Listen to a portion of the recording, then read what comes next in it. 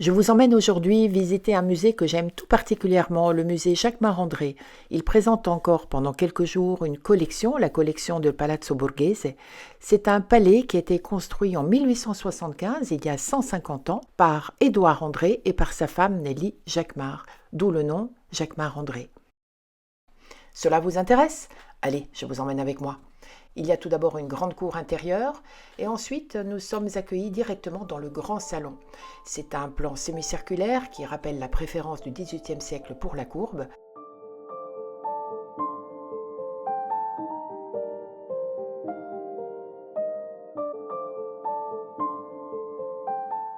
On trouve énormément de bustes en marbre et c'est là que le maître de maison accueillait ses invités lors des réceptions. Il aimait faire disparaître des cloisons latérales avec un système tout neuf de moyens de vérin hydraulique, ce qui lui permettait d'agrandir l'espace en réunissant plusieurs salons. Cela était vraiment innovateur pour l'époque.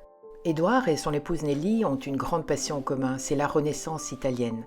Ils achètent tous les ans une centaine d'objets, des œuvres d'art, des tableaux, des sculptures, des tapisseries, et ces objets vont être pour eux prioritaires puisqu'ils vont être mis en scène, ils vont être exposés, puisque ce couple de collectionneurs qu'ils étaient voulait absolument faire profiter leurs invités, leurs amis de leurs trouvailles. C'est d'ailleurs dans cette pièce, la bibliothèque, que les deux époux se retrouvaient pour consulter les catalogues et décider ensemble de leurs futurs achats. Comme ce coffre d'inspiration égyptienne ou ces superbes potiches en porcelaine de Chine. Nous voici dans un endroit que j'aime tout particulièrement, c'est le jardin d'hiver. Cet endroit est d'une luminosité rare, très haut de plafond. Nous sommes accueillis par une statue gréco-romaine, la Victoire sans aile, qui est très très belle, que vous allez voir dans une seconde, la voilà. La particularité de cet endroit est son escalier, un escalier à double révolution qui s'appuie sur deux colonnes en marbre et qui n'a pas du tout l'emplacement central que l'on retrouvait à l'époque dans la plupart des hôtels particuliers. C'est l'architecte Henri Parent qui va proposer à Édouard André ce projet pour rendre son palais extraordinaire. Il voulait d'ailleurs dépasser en cela Charles Garnier. Je vous laisse monter tranquillement cet escalier et admirer les fresques de Tiepolo.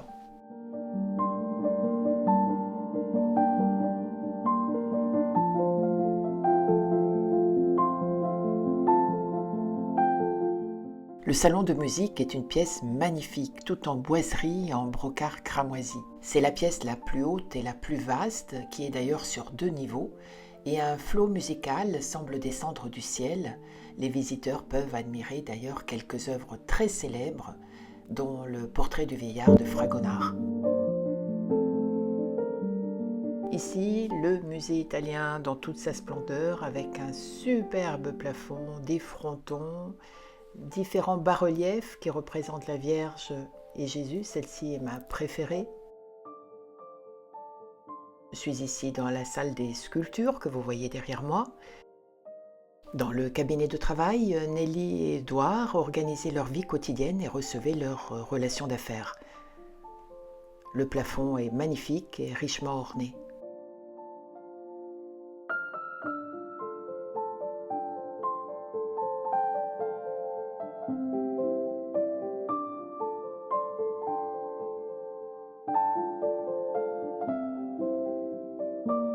Dans le boudoir, nous retrouvons plusieurs beaux tableaux, dont un de la comtesse de Chavronskaya, peint par Vigée Lebrun, que nous pouvons admirer d'ailleurs, puisqu'il y a plusieurs banquettes juste en face du portrait.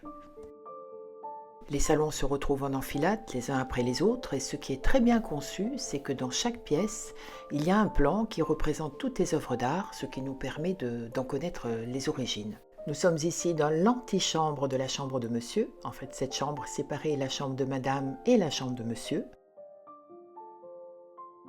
On trouve un portrait d'Édouard André enfant et Édouard André adulte. Et nous voici enfin dans la chambre de Nelly Jacquemart. Il est à noter qu'elle a toujours privilégié la mise en valeur de ses collections sur son confort personnel. Elle a dû donc attendre l'installation complète et terminée du musée italien pour qu'elle décide enfin de rénover ses appartements privés.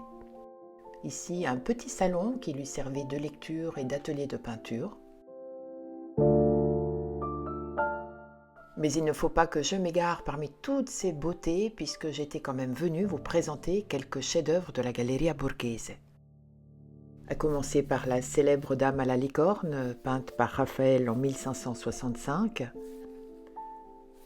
Le garçon à la corbeille de fruits de Caravaggio en 1596, Le portrait d'un garçon de Bernini, de Bernin,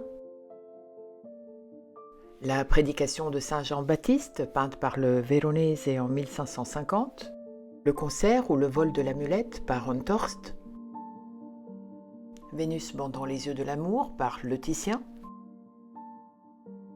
le magnifique portrait de Leda peint par le Del Ghirlandaio. Au milieu, il y a le Amour et Psyché de Jacopo Zucchi et au bout, le Lucrezia del Ghirlandaio. La scène, peinte par Jacopo Bassano. Lotte et ses filles de Giovanni Guerrieri.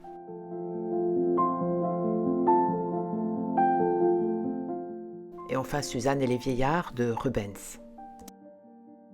C'est le très joli marbre de Jean-Baptiste Pigalle, la tireuse d'épines, qui nous accompagne vers la sortie, mais j'avais tout de même envie de me retourner une dernière fois pour remercier Édouard André, qui est représenté ici dans son uniforme de garde impérial.